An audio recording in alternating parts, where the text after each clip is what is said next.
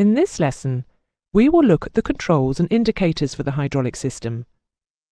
Firstly, those used on older aircraft, and then we will examine the indications given to pilots on the electronic screens used on most new generation aircraft.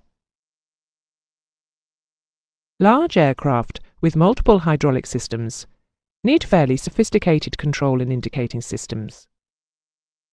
Shown here is a typical hydraulic control and indicating panel from the flight engineer's station of an older large airliner with 4 separate hydraulic systems, labelled A, B, C and D. A clear window may be fitted in the reservoir to provide a means of checking fluid level during servicing. The reservoir may also be fitted with a float-type contents unit, which electrically signals fluid quantity to an instrument on the hydraulics panel in the crew compartment. The reservoir low-quantity light will illuminate if the fluid quantity falls below a predetermined level. Fluid temperature is monitored by a temperature sensing element. If the temperature of the fluid in the reservoir becomes excessive, the high temperature light will illuminate.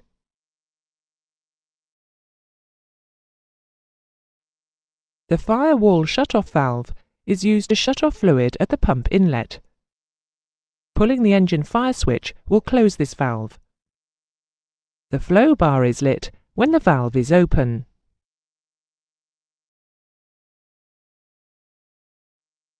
Operation of the pump shutoff switch energizes the solenoid-operated depressurizing valve, offloading the pump.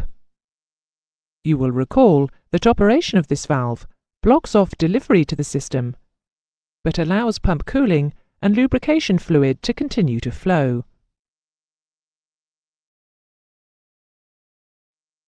There are air turbine motor-driven backup pumps in the B and C systems. The switches highlighted here control these pumps.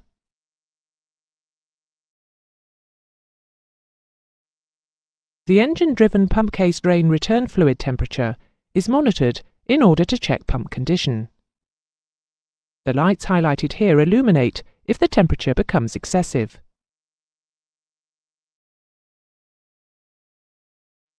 If the engine-driven pump outlet pressure is low, then a pressure-operated switch will illuminate the pump low-pressure light.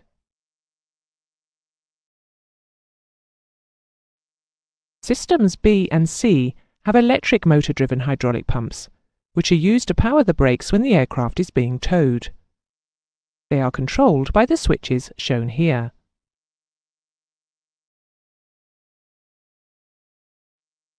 There are 2 power transfer units. They use hydraulic motors in systems B and C to drive pumps in systems A and D respectively. They are controlled by the switches highlighted here.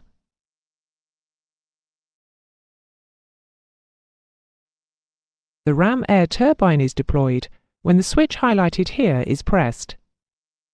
It will power hydraulic system B, which is used purely for the primary flying controls and wheel brakes.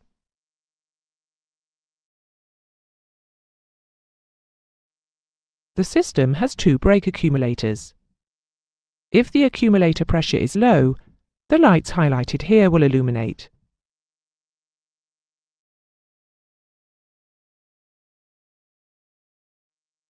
Large aircraft have electrically operated pressure gauges fitted on the hydraulics panel to indicate system pressure. Smaller aircraft may have a direct reading pressure gauge in the cockpit.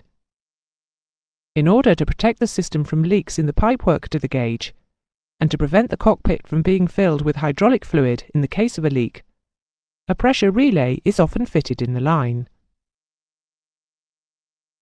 The pressure relay consists of a cylinder with a free-floating piston inside it. System pressure is fed into one side of the piston, with the other side being connected through a pipe filled with fluid to the gauge. System pressure is transmitted through the piston to the fluid supplying the gauge. In the case of a leak in the pipework to the gauge, or in the gauge itself, only the fluid between the pressure relay and the gauge will be lost. Direct reading gauges are often fitted to accumulators and reservoirs to enable servicing operations to be carried out.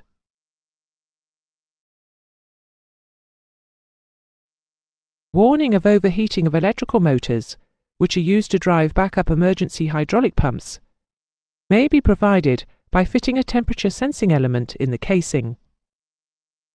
In the event of a motor overheat, the warning light will illuminate.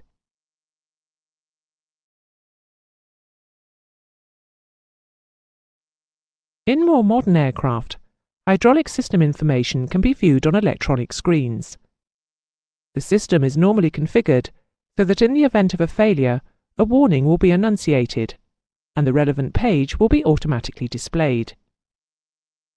This diagram shows an electronic screen from an Airbus aircraft, displaying the hydraulic system configuration and indications. There are 3 independent systems. They are identified as the green, blue, and yellow systems. Reservoir quantities are graphically displayed here. The indication is green unless the reservoir level is low, when it changes to amber. These boxes indicate pump status. They show in line for a pump which is operating, and cross line for a pump which is not. System pressure is displayed at the top of each system. The ram air turbine and the power transfer unit configurations are also displayed. The flow arrowheads are empty when they are not operating, and filled green when they are. Here is a typical hydraulic control panel from a modern 4-engined aircraft. As you can see, it is much simpler than an older aircraft. However, again, there are 4 separate systems. The push buttons control the engine-driven pump depressurizing valves. They have pump low pressure lights integrated in them. The rotary switches control the electrically or pneumatically powered backup pumps, with their respective low pressure lights above. You will notice that the number 4 system switch has an extra position marked AUX. This position is used to operate a low-volume electrically powered pump to pressurize the brakes prior to engine start or when the aircraft is being towed. Each system has a master fault light. The cause of the fault can be found by checking system status on the electronic screen.